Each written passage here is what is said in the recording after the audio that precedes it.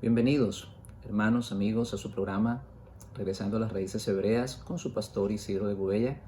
Hoy comenzaremos a hablar de los primeros 18 versículos del capítulo 1 de Juan, especialmente el verso que dice: y aquel verbo fue hecho carne. Antes de comenzar esta enseñanza, quiero aclarar que nuestras intenciones no son criticar ni a las religiones ni a los predicadores.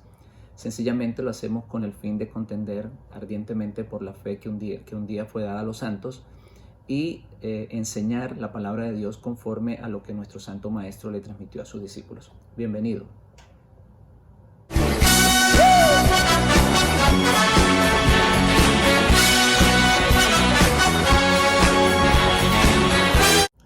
Comencemos leyendo el capítulo 1 de Juan, los primeros 18 versículos. En el principio era el Verbo, y el Verbo era con Dios, y el Verbo era Dios. Este era en el principio con Dios. Todas las cosas por Él fueron hechas, y sin Él nada de lo que ha sido hecho fue hecho. En Él estaba la vida, y la vida era la luz de los hombres.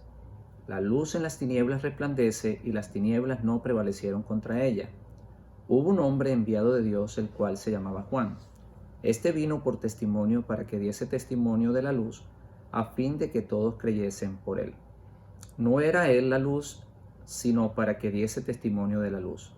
Aquella luz verdadera que alumbra a todo hombre venía a este mundo. En el mundo estaba, y el mundo por él fue hecho, pero el mundo no le conoció. A lo suyo vino, y los suyos no le recibieron.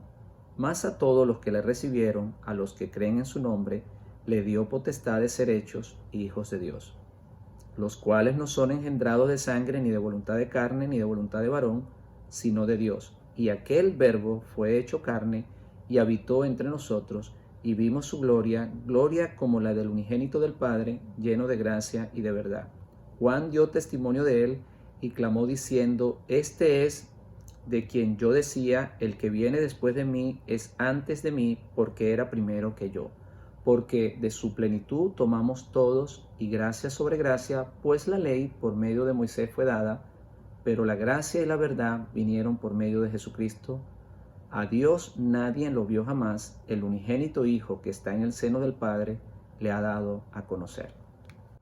En primer lugar, es importante saber que la religión cristiana está dividida en tres teorías, debido al capítulo 1 de Juan.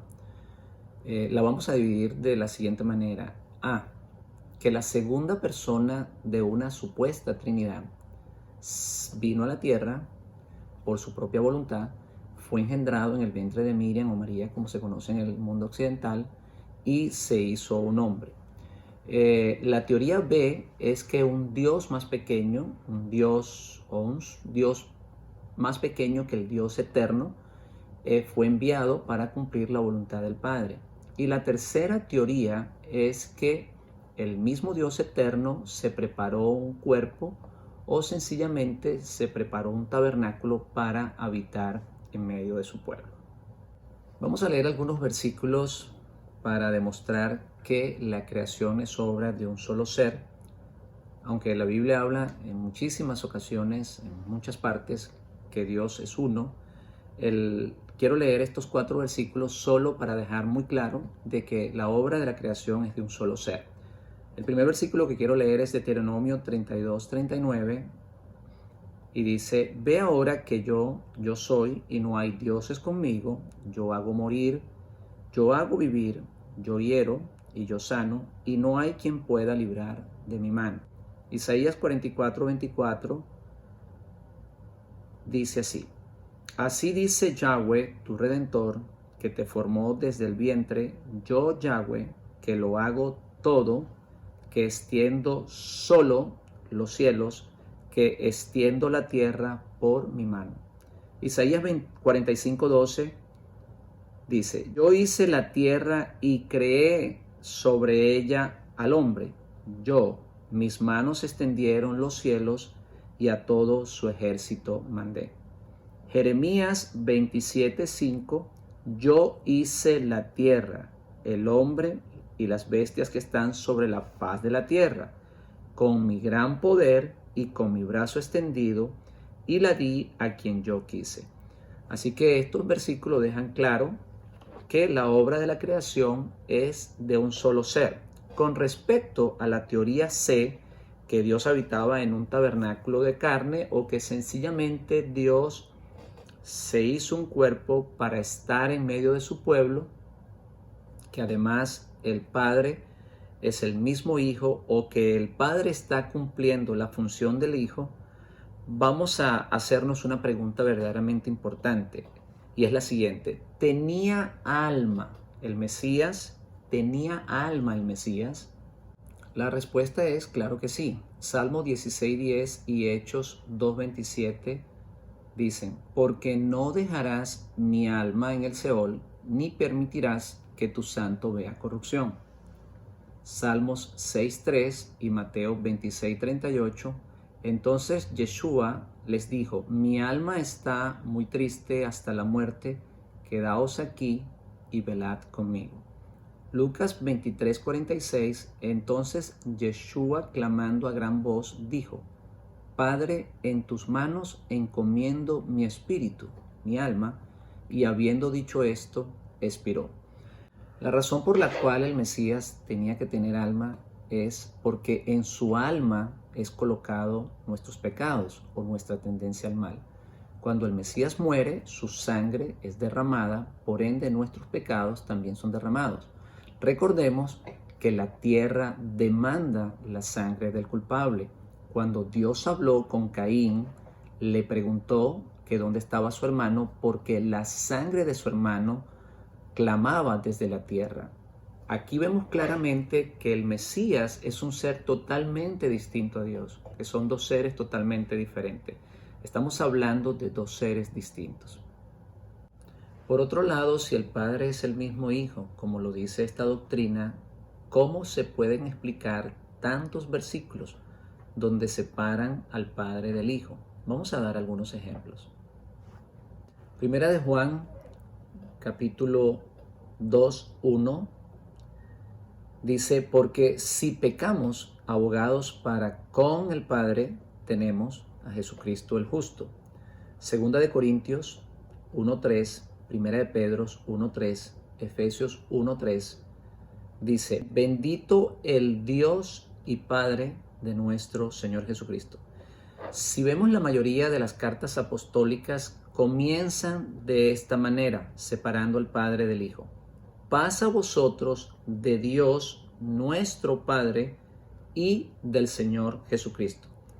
Aún Pablo, para referirse a la unidad del Espíritu, en el capítulo 4, del 4 al 6, escribe lo siguiente: un cuerpo y un espíritu, como fuisteis también llamados en una misma esperanza de vuestra vocación. Un Señor, refiriéndose al Mesías, una fe, un bautismo, un Dios y Padre de todos, el cual es sobre todos y por todos y en todos. Juan 17:3. Esta es la vida eterna, que te conozcan a ti, al único Dios verdadero, y a Jesucristo a quien tú has enviado. Apocalipsis 21:22. Porque el Dios Todopoderoso y el Cordero. Apocalipsis 22:3. Y el trono de Dios y del Cordero estará en ella. El apóstol Pablo aclara todo esto en 1 Corintios capítulo 8, versículo 5 al 7, que dice: pues aunque haya algunos que se llamen dioses, sea en el cielo o en la tierra, como hay muchos dioses y muchos señores, para nosotros, sin embargo, solo hay un Dios, el Padre, del cual proceden todas las cosas, y nosotros somos para Él, y un Señor, Jesucristo, por medio del cual son todas las cosas, y nosotros por medio de Él. Dejando claro esto, comenzaremos leyendo el verso 1, Juan 1, donde dice: en el principio era el verbo era con Dios, y el verbo era Dios. Lo primero que tenemos que entender es que la palabra usada aquí como verbo en hebreo es davar. Voy a darle el significado de davar. El dabar de Dios es la palabra emanada del pensamiento, la cual le da forma material a las cosas aún escondidas o secretas en el pensamiento, cuando ésta se pronuncia auditiblemente. En otras palabras, el pensamiento de Dios, lo que Él desea hacer, lo expresa a través de su palabra y de esta manera toma forma o se materializa. Hebreos 11:3 nos da un buen ejemplo cuando dice: por la fe entendemos haber sido constituido el universo por la palabra de Dios, de modo que lo que se ve fue hecho de lo que no se veía. Otro ejemplo lo tenemos en Juan 1, verso 12 al 13. Mas a todos los que le recibieron, a los que creen en su nombre, le dio la potestad de ser hechos hijos de Dios, los cuales no son engendrados de sangre, ni de voluntad de carne, ni de voluntad de varón, sino de Dios. Como también lo dice Pedro en su primera carta, 1:23, siendo renacidos no de simiente corruptible, sino de incorruptible, por la palabra de Dios que vive y permanece para siempre. Esta es la razón por la cual Juan se remonta al principio, para mostrarnos que así cuando en el principio no existía nada, Dios comenzó a hablar y comenzó a traer a la existencia lo que no se veía. De igual manera, cuando oímos la palabra de Dios, comenzamos a renacer y comenzamos a ser formados a la imagen y semejanza de Él. La razón por la cual Dios realiza todas sus cosas con su palabra es sencillamente porque Él es un ser incorpóreo, Él es invisible, Él está fuera del tiempo, es inmortal, sin principio ni fin. Quiero leer un versículo en 1 Timoteo 6:16 que dice: al único que posee inmortalidad, que habita en luz inaccesible, a quien no ha visto ningún ser humano ni puede ver, a Él sea honor, poder por los siglos de los siglos. Con esto concluimos que su palabra es el mismo. De igual manera que yo no me puedo separar de mi palabra. A través de mi palabra expreso lo que yo quiero. De igual manera, cuando Dios habla, expresa lo que Él quiere hacer y lo que Él quiere decir de Él. Es importante analizar el texto a la luz del contexto. Cuando lo sacamos de allí, podemos producir una doctrina errónea. Definitivamente, Juan no está hablando de otro ser. Juan está hablando de la palabra. Con ella, Dios ha creado todas las cosas y eso lo explica en el verso 2. En la próxima clase estaremos analizando desde el verso 9 al 14 cuál era la luz que venía a este mundo, a quiénes vino, quién y quiénes no la recibieron y cómo la palabra o el dabar o el pensamiento de Dios se hizo carne en nuestro santo maestro Yeshua el Mesías. Bendiciones, nos vemos en la próxima clase.